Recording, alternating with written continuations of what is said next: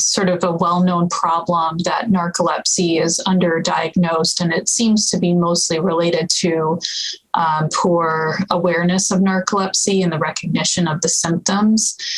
So that usually is what contributes to the patient delays in this very long diagnostic odyssey that patients have.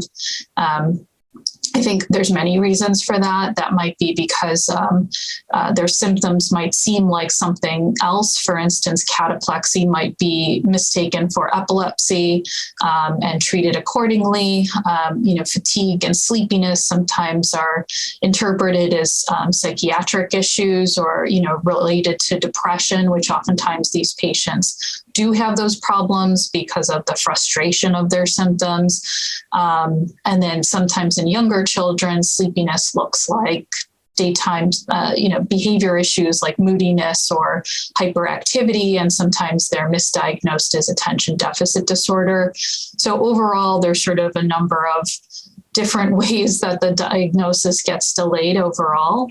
And so one of the projects that I'll be presenting at the sleep conference will be that we developed a pediatric hypersomnolence screening tool that can kind of help identify patients with idiopathic hypersomnia and narcolepsy, hopefully sooner. So the pediatric hypersomnolence survey was really developed out of this issue of delayed diagnosis, specifically with narcolepsy, but we did include in its development the experience of patients with idiopathic hypersomnia.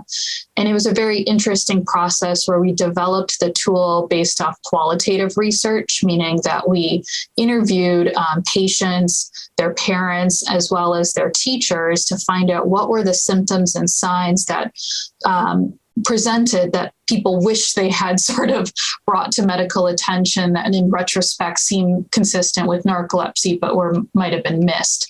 So it was sort of asking patients and parents and their caretakers to reflect back on some of these early signs.